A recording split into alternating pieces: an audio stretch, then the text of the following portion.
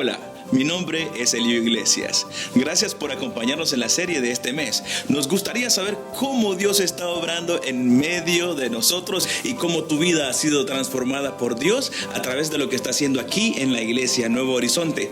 Comparte tu historia con nosotros en mihistoria@nhwoodstock.tv. Gracias y que disfrutes el siguiente mensaje. Hoy ustedes van a estar escuchando esta semana, la próxima y todas estas semanas sobre la importancia del servicio, de hacer lo que yo llamo hacer el bien. Cuando yo era niño nos enseñaban, haz el bien, ¿usted se sabe ese dicho? Y no mires o sin mirar a quién. Hacer el bien. Pero hacer el bien a veces es difícil. Sobre todo en una cultura donde a veces pareciera que cuando queremos hacer el bien, todo el mundo o la mayoría de la gente hace lo contrario. Entonces uno a veces por no quedar mal o por no quedar como el ridículo, uno va con la gente y no hace el bien que debiera hacer. Para los jóvenes especialmente es muy difícil en esta cultura donde toda la juventud dice esto es lo que hay que hacer, esto es lo que hay que hacer. Y si un joven quiere hacer lo bueno y no quiere hacer lo que hacen todos los demás, es difícil hacer el bien. Es difícil hacer el bien en un mundo donde ya ni siquiera se sabe qué es lo bueno y qué es lo malo. Hace 20 años algo que llamaban bueno, malo, le llamamos bueno. Entonces, ¿cuál es el bien que yo debo hacer? Es difícil hacer el bien. Sin embargo, una de las cosas que el Señor Jesús nos enseñó y que vemos a través de la Biblia, a través de la palabra de Dios, es esta idea de ser buenos, de hacer el bien. Entonces mi invitación hoy para ti es que hoy salga de aquí desafiado a vivir una vida de bondad, una vida no solamente buena, de calidad de vida, sino una vida donde se caracterice tu diario vivir como una persona buena, una persona que hace el bien. Y el apóstol Pablo, ¿quién fue el apóstol Pablo? Simplemente fue un hombre que dice la Biblia que él perseguía a los cristianos, pero a su misma manera él pensaba que estaba haciendo bien. Porque él pensaba que los cristianos eran enemigos de Dios, él amaba a Dios, él quería hacer lo que Dios quería y quería matar a estos cristianos hasta que en un momento, en un lugar yendo de camino hacia una ciudad que se llamaba Damasco, él tiene un encuentro con Jesús. Jesús había resucitado hace unos 2 años, pero se le encuentra a Jesús allí, Jesús vivo.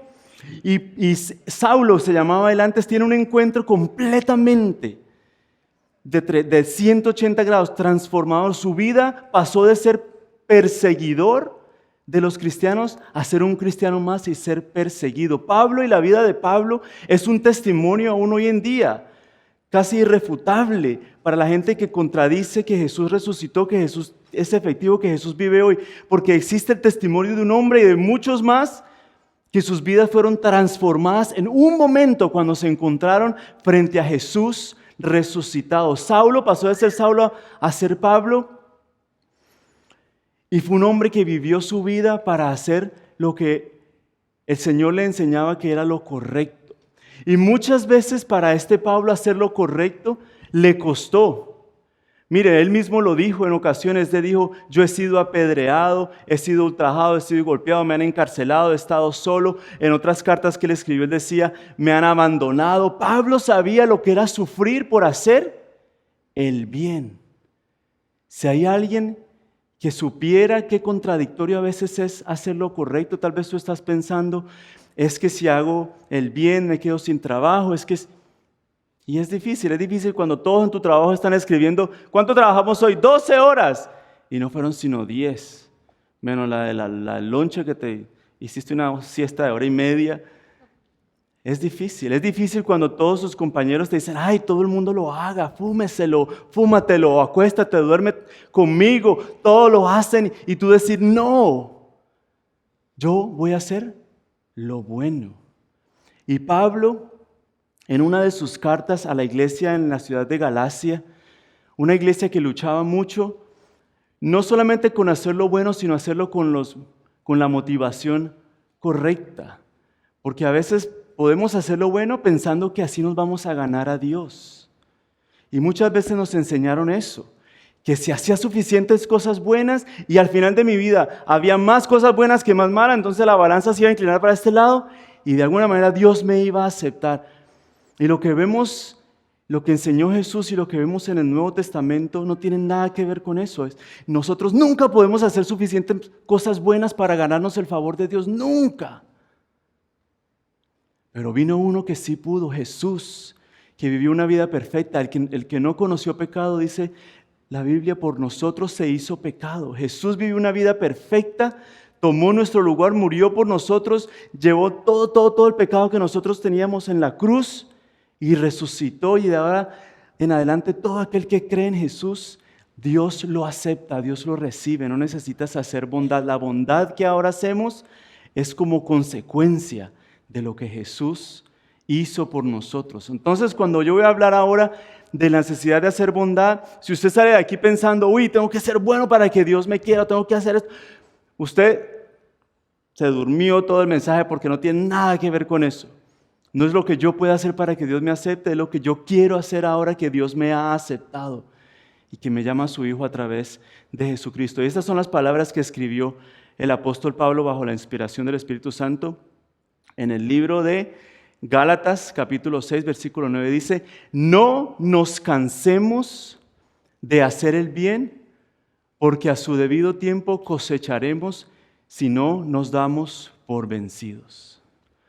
Pablo sabía, como saben ustedes y yo, que a veces hacer el bien es cansón, es agotador.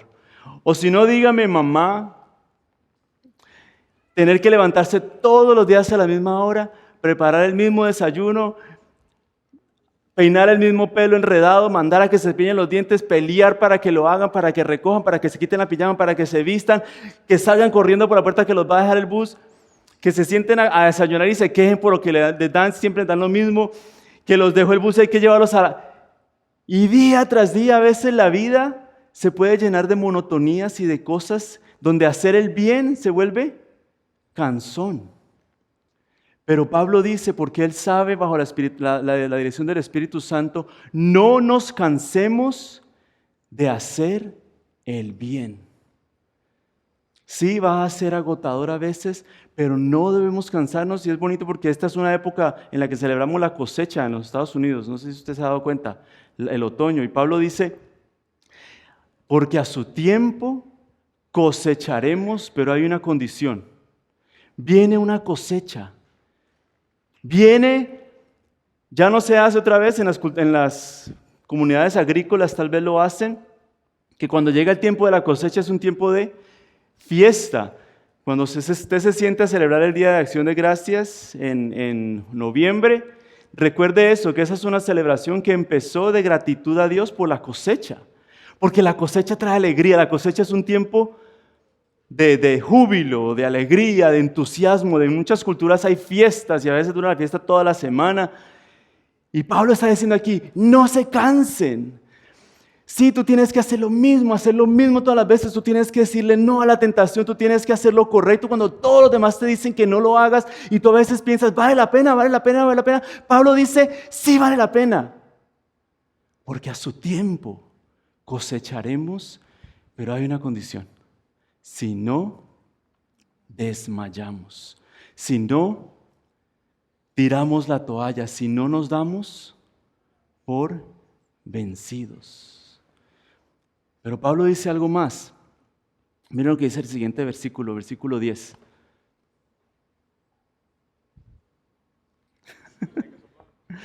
Por lo tanto, es lo que me faltó. Por lo tanto, siempre que tengamos oportunidad,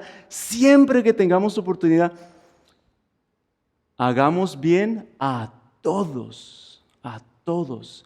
Un discípulo, un seguidor de Jesús es alguien que se caracteriza porque es una persona buena, de un corazón bueno. Hagamos bien a todos, pero particularmente a un grupo. Y es interesante que Pablo dijera esto, especial a los de la familia de la fe, en especial a los que creen igual que nosotros. ¿Por qué dice Pablo eso? ¿Estaba tratando Pablo de ser exclusivista o hacer partidos, o hacer divisiones en la iglesia? Yo creo que no, yo le voy a ser sincero lo que yo pienso. Yo pienso que los de la familia de la fe son los más difíciles de amar a veces. Pero antes de que usted nos critique, usted diga, sí, que es cierto que a mí, antes de que usted piense en esas cosas, yo le voy a decir, ¿por qué? Porque en ningún otro lugar a usted lo animan a que sea transparente, a que comparta sus problemas. Usted lo anima, a ningún otro lugar usted puede caminar la vida con otras personas. En ningún otro lugar usted no adora a Dios y muestra su amor por Dios, su debilidad, su transparencia, su vulnerabilidad. La iglesia y nosotros como discípulos de Cristo, este es un lugar especial. Este es un lugar único. Y cuando uno se hace vulnerable, cuando uno se hace transparente con otra persona, es muy fácil que lo hieran. A muchos de ustedes les pasó un día y desde ese momento construyeron un muro y ya nadie puede entrar. Y ustedes están en ese muro felices y tranquilos, pero están también solos.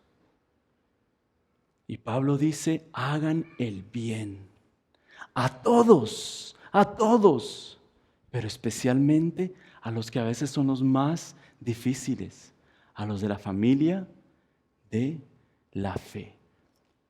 También sabe por qué, porque si aquí hay 100 personas diferentes, hay 100 opiniones diferentes y cada uno de nosotros piensa que se deben hacer las cosas de una manera y a veces no se hace como nosotros queremos y es difícil amar a las personas.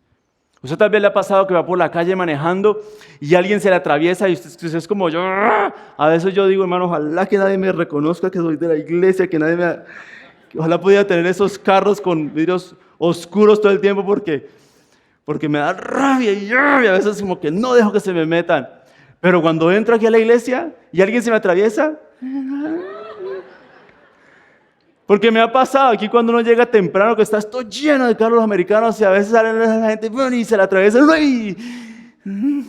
Señor te bendiga. Hacer el bien. Aquí y allá. Y mayormente con los hermanos, la familia de la fe. ¿Por qué Pablo cuando habla de hacer el bien inmediatamente va hacia las personas? Porque uno puede hacer bien, si yo soy honesto otra vez con mis horas que trabajé, si soy honesto a la hora de pagar los impuestos, si soy honesto a la hora de devolver si me dieron más cambio del que... Pero Pablo está diciendo, no es simplemente cuestión de ser honesto, es cuestión de ser bueno hacia las demás personas. ¿Usted conoce gente que es buena? Pero que no se le atraviese nadie, porque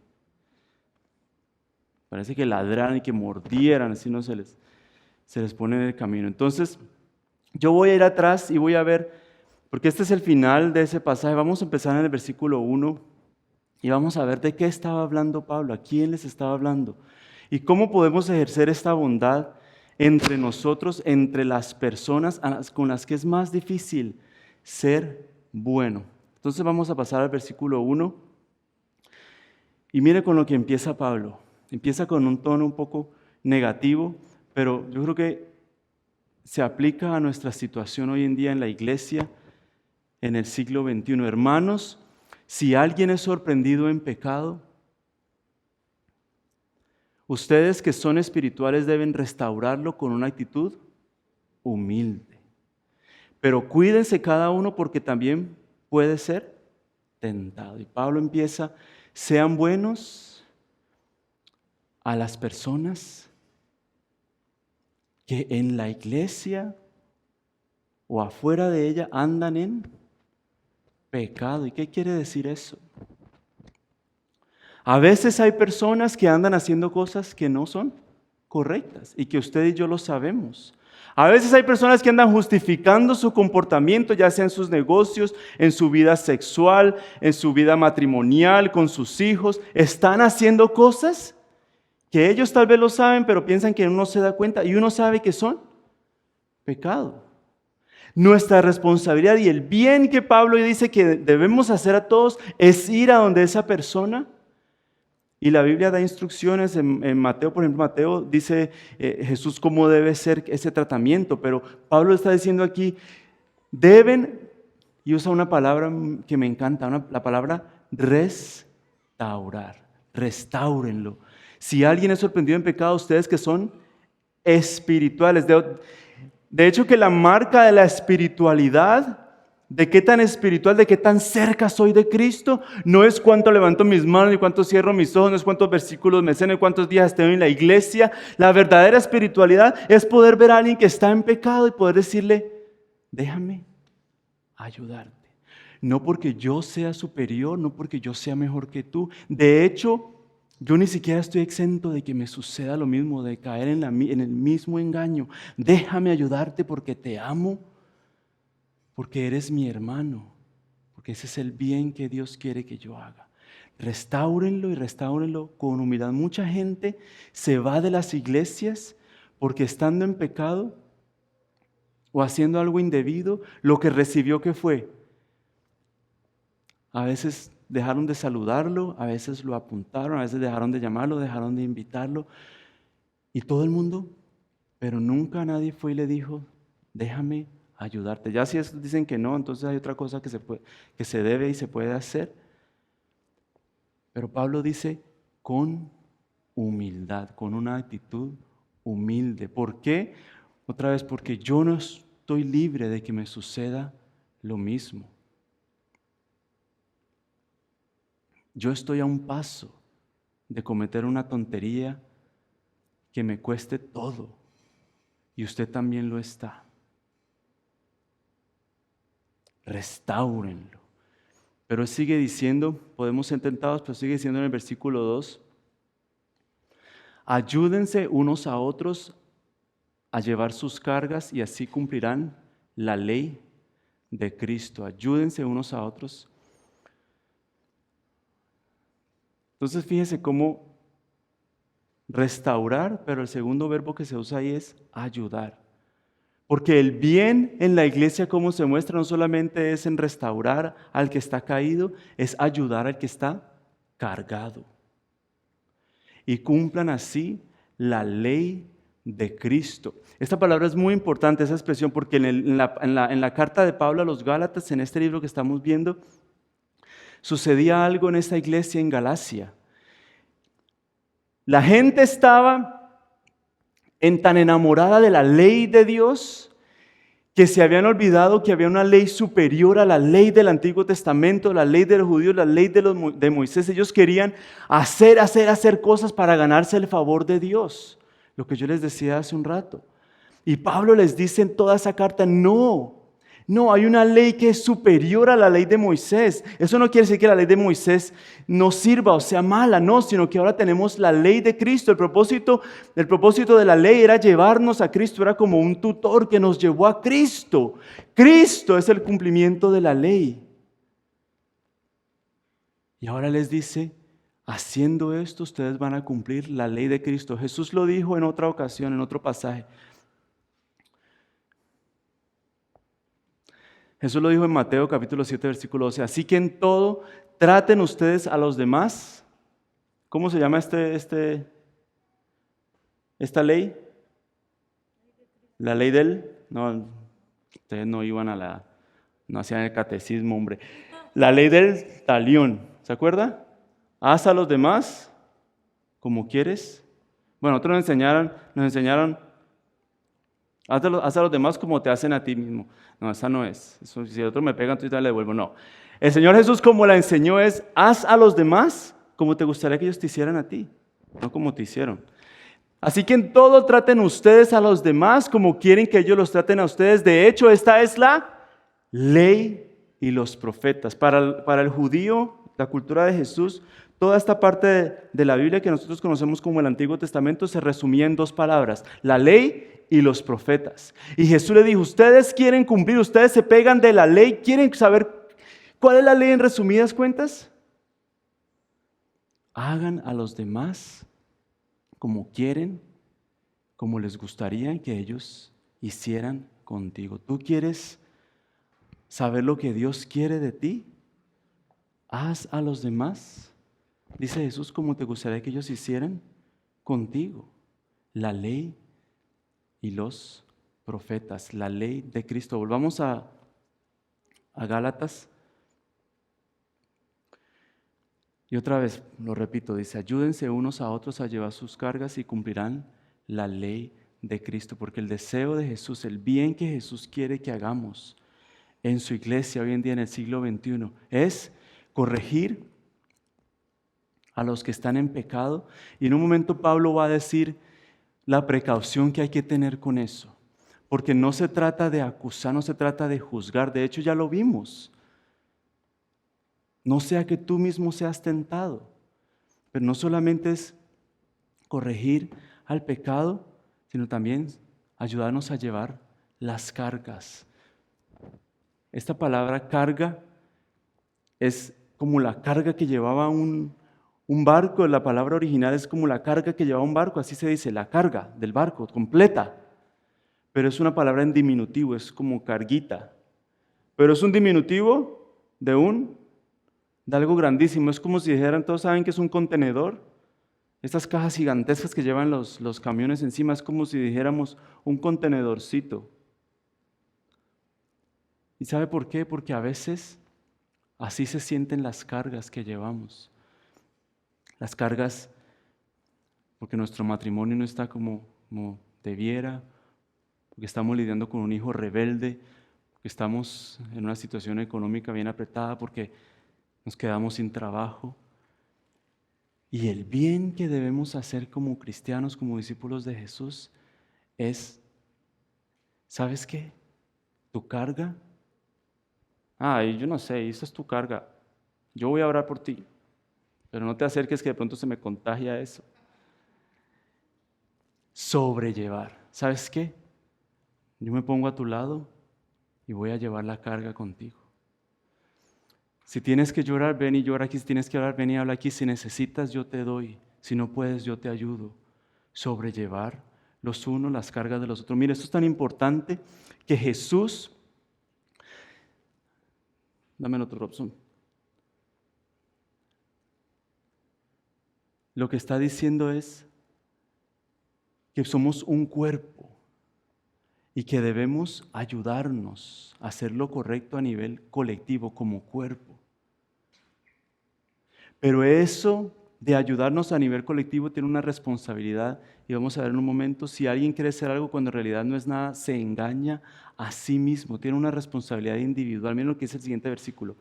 Cada cual examine su propia conducta y si tiene algo que presumir, que no se compare con nadie. Así como es una responsabilidad colectiva de todos sobrellevar la carga del uno del otro, de todos de mirar si alguien está en pecado, corregirlo y restaurarlo, también existe la responsabilidad individual de que yo no soy mejor que nadie, de que yo no estoy aquí puesto por Dios para compararme con nadie. Esta semana estuvimos compartiendo con unas familias, y es difícil cuando uno está compartiendo con gente y se ponen a dar su opinión sobre las cosas, especialmente en esta época de elecciones, que se pueden hablar de política y de otras cosas, y uno está ahí como que Señor, ayúdame a quedarme callado, porque uno no comparte las opiniones de las personas. ¿No le ha pasado a usted eso? A veces es incómodo. Es fácil pensar que yo soy mejor que tú, porque es tendencia natural, normal del hombre compararse. Y no ayuda Pinterest, si usted sabe qué es eso, no ayuda Facebook, no ayuda nada donde podemos ver todo lo que los demás tienen y que yo no tengo. Y nos vivimos comparando. O usted viene y le dicen, ay, mi niña ya está leyendo, y usted está pensando, ay, el mío ya casi lee. Usted dice, ay, mira, esta tiene 2 años, y yo pienso, ay, que se para al lado de la mía, a ver si la mía es más grande y más alta. Porque yo quiero ganar. Y pasa mucho con los hijos. Queremos que nuestro hijo sepa mejor, sepa hablar, sepa leer, sepa montar bicicleta, sepa nadar. A mí cuando me dicen, ay, todavía no nada, yo como que por dentro, la mía tiene 4 años y ya nada. y aprendió sola porque no pude enseñarle. Y la única manera que tenemos muchos de nosotros de sentirnos bien con nosotros mismos es comparándonos, y no solamente comparándonos, sino poniendo a otros así. Porque si lo pongo allá abajo, yo me siento bien conmigo mismo. Y Pablo dice, esto de hacer el bien y de examinar la obra de otros y decirle tú estás en pecado, de ayudar a otro a llevar su carga, no es con el ánimo de que tú te sientas superior o mejor. Cada cual examine su propia conducta. Cada uno cargue con su propia responsabilidad. Aquí viene lo clave. Porque hacer lo correcto también es una responsabilidad individual. Si yo tengo una responsabilidad hacia todos ustedes, de sobrellevar sus cargas, de con amor, con humildad, decirte, mira, esto está mal, déjame ayudarte, déjame restaurarte. Pero eso no me hace mejor, no me hace superior, no me hace por encima, no me pone por encima. Antes me pone una responsabilidad individual de examinarme. Porque sabe que a la hora de la verdad, y cuando yo me baje de aquí, yo no debo decir, ay, yo predico mejor que... No, debo decir fue ese el mejor mensaje que yo pude haber predicado. David, te preparaste lo mejor que pudiste haber. No hablaste mejor que este, o la gente respondió mejor que cuando predica este, o no se durmieron tanto cuando se duermen. No,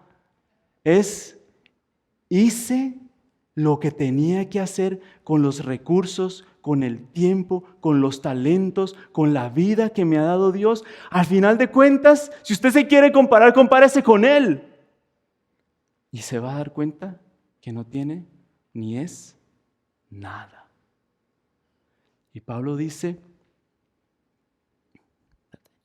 vuélvete, esto es individual. Esto es entre yo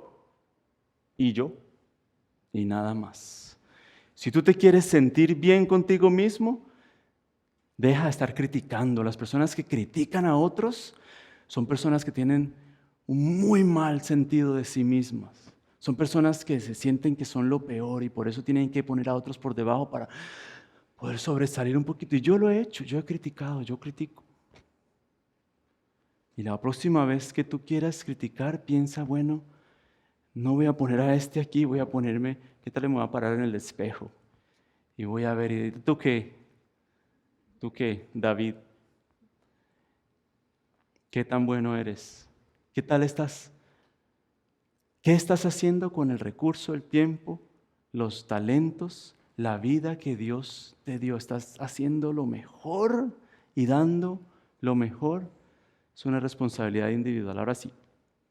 Sigue ese pasaje diciendo, el que recibe instrucción en la palabra de Dios, otra vez, ¿qué otra cosa buena podemos hacer? Agradecer a los que nos enseñan la palabra de Dios, comparta de todo lo bueno con quien le enseña. Y sigue diciendo, no se engañen, de Dios nadie se burla. Y aquí viene la ley de la cosecha. Cada uno cosecha lo que siembra. Si yo siembro tomates, cosecho tomates. Si siembro papa, cosecho papa. Si siembro maíz, cosecho maíz. Ustedes ya me agarraron la onda. Si yo hago bien, voy a cosechar bien. Yo no hago bien con esa motivación. Hago bien porque es lo que le agrada a Dios. Pero, ¿sabe qué? No está nada, no dice ninguna parte que sea malo esperando una cosecha. De hecho, el labrador, el campesino, siembra con la ilusión de ¿qué? De cosechar. Cuando hagas bien, piensa en sembrar. Estoy sembrando y esta persona tal vez nunca me va a poder pagar, no voy a esperar nada de ella, pero estoy sembrando en el campo de Dios. Y Dios me va a dar la cosecha que viene. También habla del presente y del futuro. Y luego dice, el que siembra para agradar a su naturaleza pecaminosa, de esa misma naturaleza cosechará destrucción. O sea, el que vive solamente para sí mismo, para agradarse a sí mismo, para hacer cosas y solo piensa en sí, para mí, al final, ¿qué va a cosechar? Eso. Y va a ser una persona muy sola también. Pero el que siembra para agradar al Espíritu, el que siembra cosas que trascienden esta vida, que van más allá del Espíritu, también cosechará vida eterna. Y ahora sigue el versículo con el que empecé. No nos cansemos. Entonces la conclusión de Pablo es, no nos cansemos. No nos cansemos de corregir a los que se están desviando y hagámoslo con espíritu de humildad, con ánimo de restaurarlos, no de echarlos. No nos cansemos de sobrellevar las cargas los unos de los otros, haciendo estas dos cosas, pensando que yo no soy mejor que nadie. Si me voy a comparar, me comparo conmigo mismo. No nos cansemos de participar con los que nos enseñan de toda cosa buena. No nos cansemos porque viene una cosecha. No desmayemos haciendo el bien porque a su tiempo cosecharemos si no desmayamos. Y el último versículo de este pasaje dice, por lo tanto, siempre que tengamos oportunidad, y Dios te va a dar oportunidades de hacer lo bueno, de bendecir a otras personas, de animar, de ayudar, de sobrellevar las cargas. Y siempre, siempre, siempre que Dios te dé esa oportunidad, tómala. Especialmente a los de la familia de la fe. Y termino con estos dos pensamientos. Mi vida presente es un campo de siembra.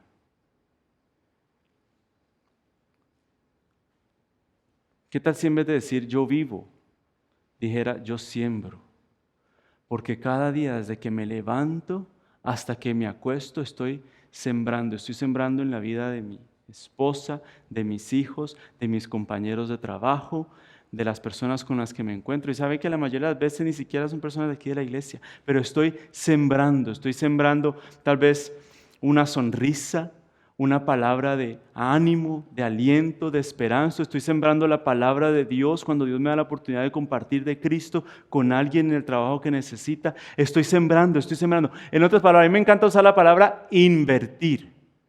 Mi vida es una inversión. Yo quiero que mi vida sea una inversión. Existen las personas que invierten y existen las personas que despilfarran, que gastan, que todo lo tiran. ¿Estás tirando tu vida o la estás invirtiendo? ¿Estás desperdiciando o estás sembrando tu vida? El sembrador, buen sembrador, es el que conoce la tierra, el que ha labrado la tierra, el que ha hecho todo el trabajo, conoce la estación, el momento en ir a sembrar. No es el que anda tirando la semilla a donde caiga, es el que sabe. Tu vida es una oportunidad diaria para sembrar. Y es ahora, es en el presente que debes sembrar. Mi vida presente es un campo de siembra y así como mi vida presente es un campo de siembra, mi vida futura es ¿qué? Un campo de cosecha. Y señalé futura es porque sea mientras estés aquí en la tierra viviendo o si ya te haya sido un día para la gloria eterna con el Señor. Aquí, allá, Él promete que vas a recibir una cosecha. Si siembras para ti mismo y toda tu vida y todo el mundo gira alrededor de ti mismo y tú eres el centro del universo, eso es lo que vas a recibir un día. Pero si vives sembrando para que muchos se alegren, para que muchos den gracias a Dios por ti, para que muchos digan, yo estaba solo, yo estaba triste, me respaldó, me apoyó, me ayudó, me dio su hombro para yo. Cada una de esas cosas es fruto que Dios acumula en la gloria, en tu futuro. Y un día, tú vas a cosechar, porque un día también tú vas a necesitar corrección, un día también tú vas a necesitar un hombro sobre el cual llorar y Dios se va a asegurar que tú coseches lo que sembraste. Presente, futuro. Todo lo que el hombre sembrare, eso también cosechará.